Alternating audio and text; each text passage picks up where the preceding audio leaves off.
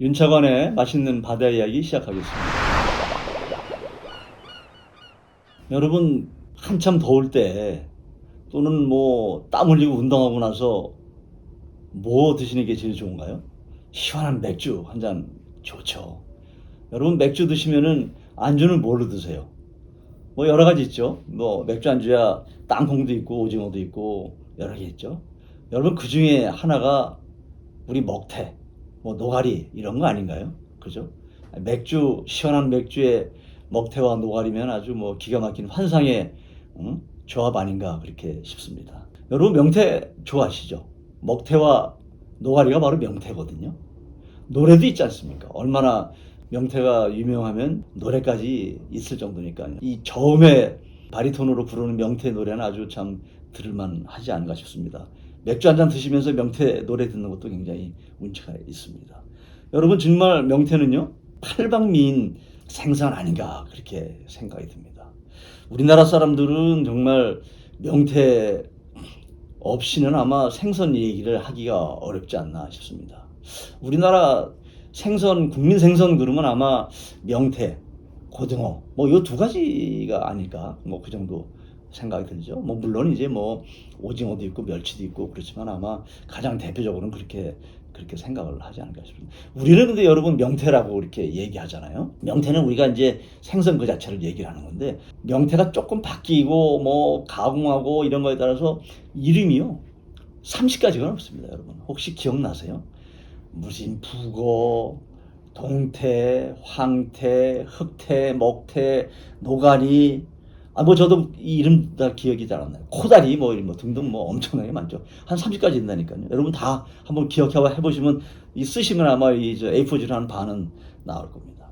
우리 제사상에요, 꼭 빠지고 올라가는 생선이 두 가지가 있습니다. 바로 조기하고 북어죠, 북어. 지역에 따라서 원래 또 동네에 따라서 또는 집안에 따라서 제사상 올리는 게 다 다르긴 다르죠. 그렇지만 안 빠지는 게 조기하고 북어는 그냥 올라가지 않나 그렇게 싶습니다. 그 정도로 우리한테 아주 친밀하고 밀접하고 오랫동안 먹었던 그런 우리 국민 생선이 명태 아닌가 그렇게 싶습니다. 여러분, 혹시 그런 기억 나시나요? 저희는 그런 기억들도 있는데, 뭐냐면 누가 새로 가게를 만들거나 열거나 또는 새로운 사업을 하거나 하면은 이 북어 이렇게 실로 묶어가지고 걸어놓기도 하고 고사 지내기도 하고 막걸리 버섯 이렇게 해서 했던 그런 기억도 좀 저는 있거든요. 여러분 아마 있으실 것 같습니다. 요즘은 많이 보기는 어려운데요.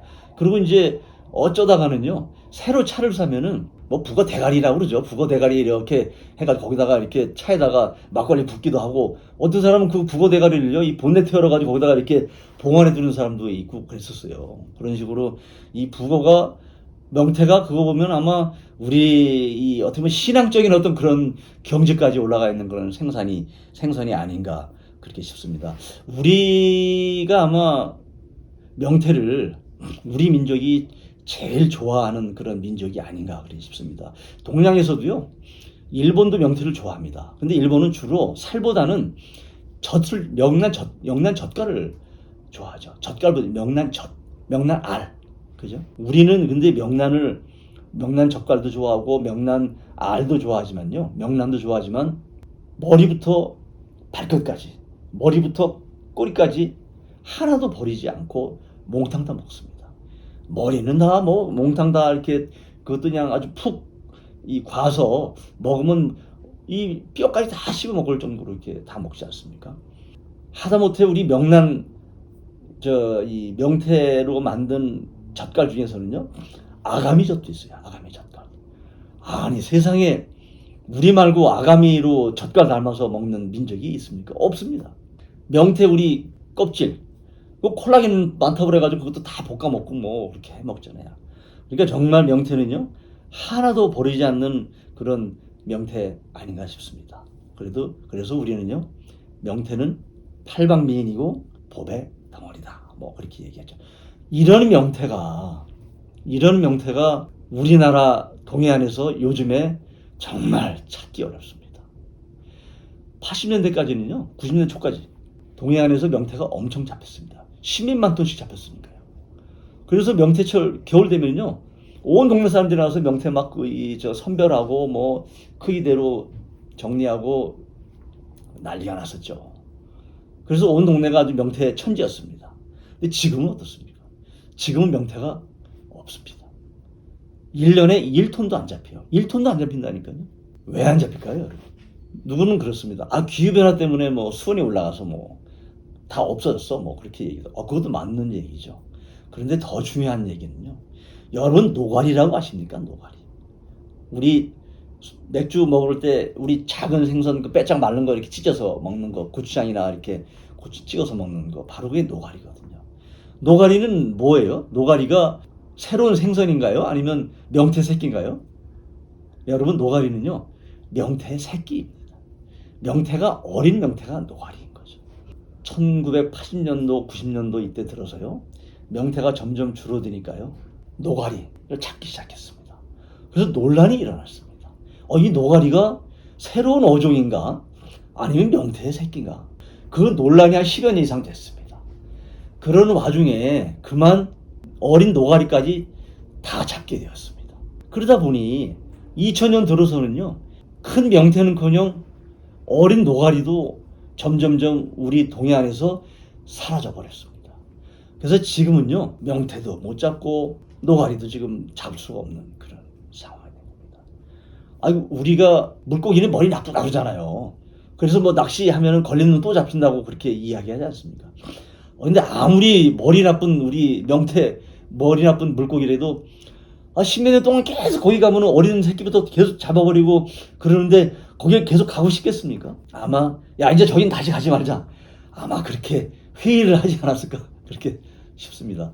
근데 여튼 간에요, 한 15년 만에 우리 동해안에서 명태가 사라져 버렸습니다. 명태가 사라졌으니 당연히 노가리도 당연히 없죠. 근데 지금은요, 여러분, 우리가 먹는 지금 명태는요, 살아있는 생태, 살아있는 건 생태라고 그러지 않습니까? 우리 생태탕 이렇게 얘기하죠. 우리가 먹는 생태는 우리나라 국산 하나도 없다고 보시면 됩니다. 어디서 들어오느냐?